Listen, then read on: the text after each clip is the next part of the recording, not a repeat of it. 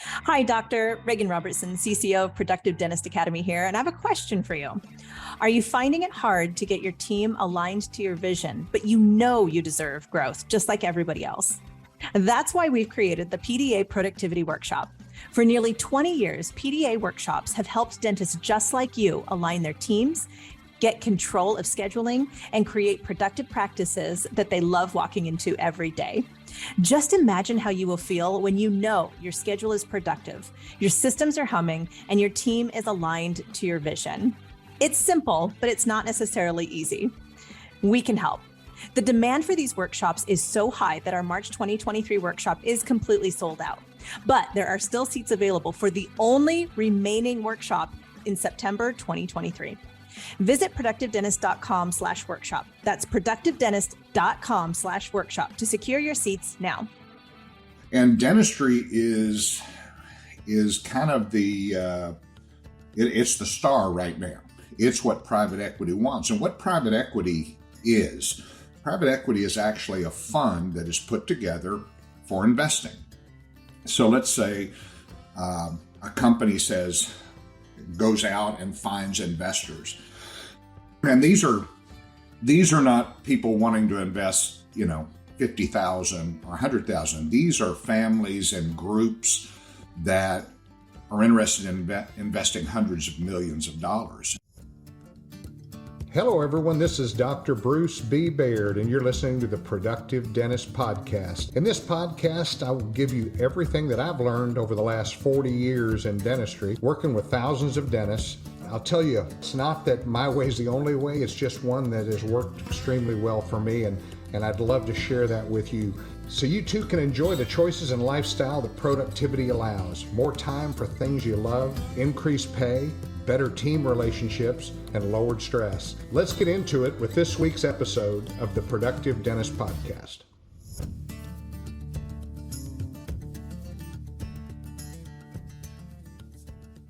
Hi, this is Dr. Bruce Baird with the Productive Dentist Podcast. Today, I wanted to talk week before last, we talked about EBITDA.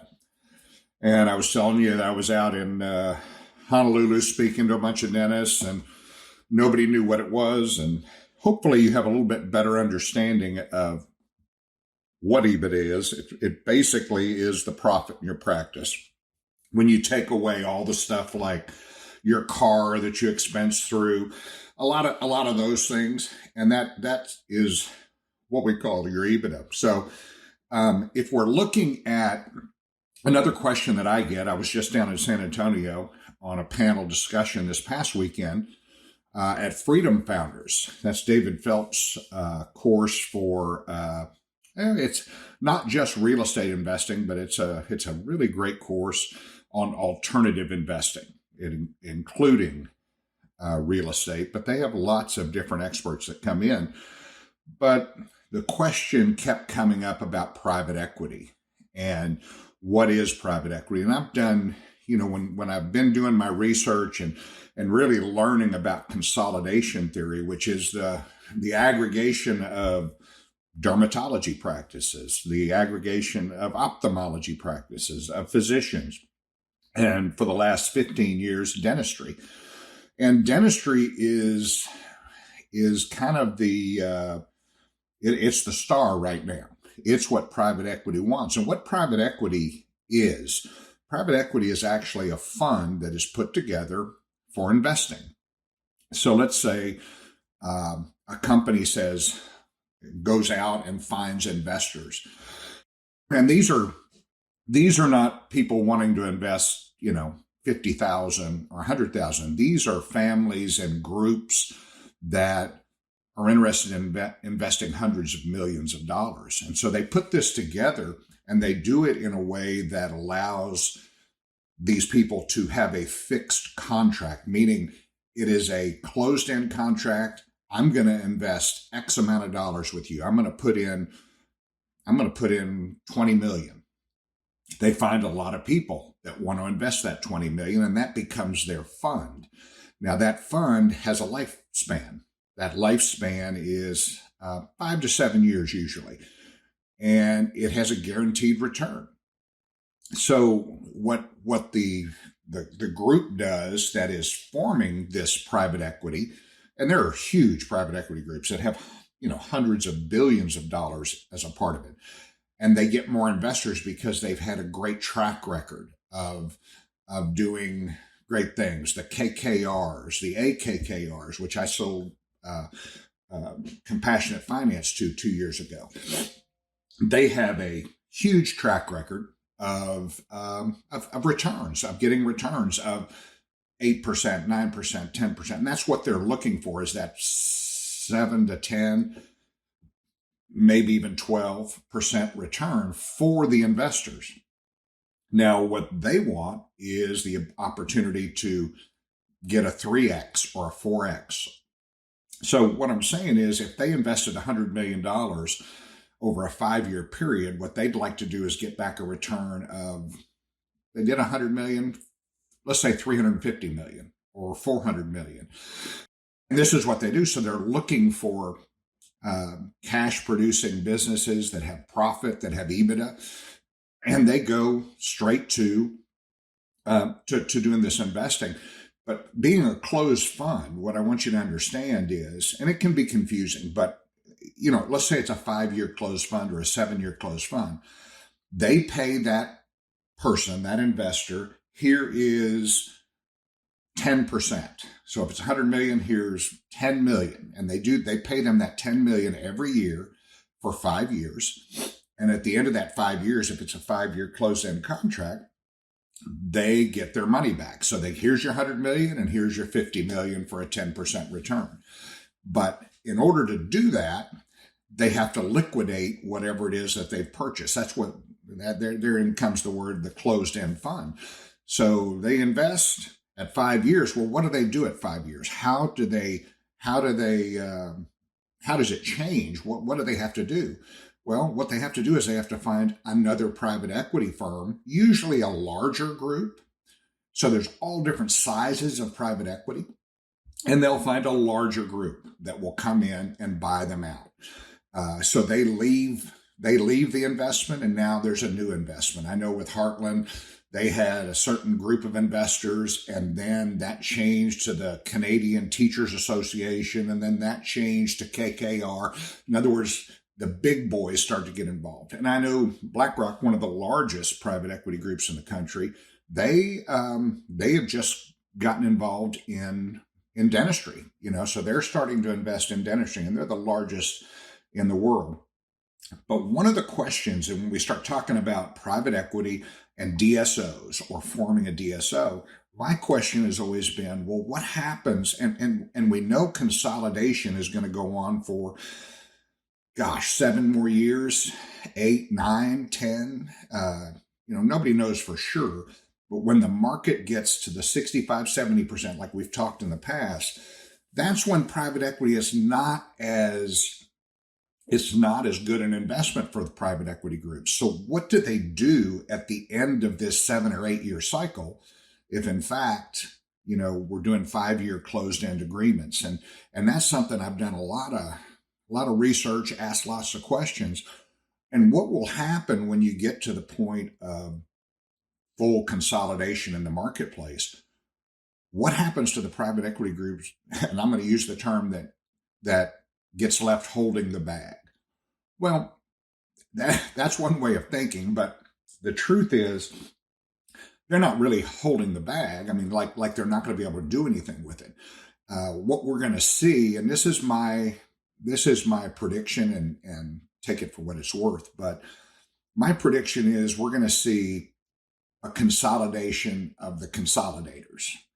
And I think that's you're going to see, 5 to 7 major groups. I would assume that the Heartland will be there, Aspen. There's some that are so large, and they're going to start buying up other DSOs in the marketplace.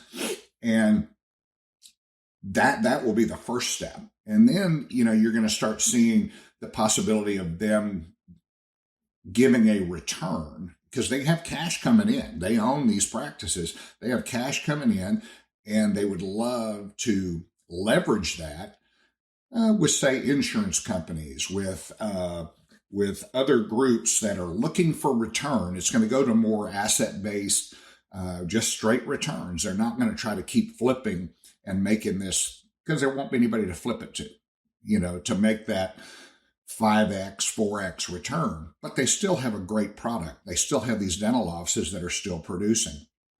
So when I look at it, I go, okay, I understand that. The other thing that they might do, or they will do, is that's when you'll see 2 or 3 of these groups, these large groups, go public.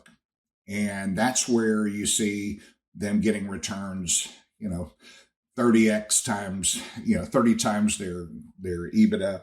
And so that's the scenario. But what does that have to do with dentists? What does that have to do with a dentist selling to a DSO? And I've told you guys, we're doing a group, all of our PDA docs. We're bringing our PDA docs together, and we're presenting that straight to private equity.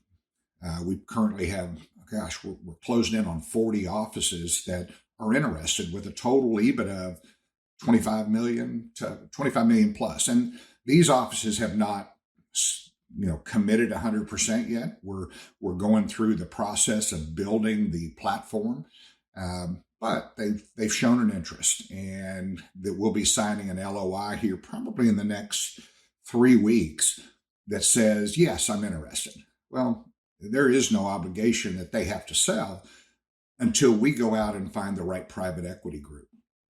And the right private equity group is going to be somebody who has already been in the game, or who wants to get in the game of dentistry and find great returns. These practices that have been a part of the Productive Dentist Academy, they're unicorns. They have EBITDAs of 25% of their total collection. So these are top producing and top profitable type practices, and we're aggregating them, and we're also including coaching with it. So our coaching clients at PDA grow on average about 13% year over year.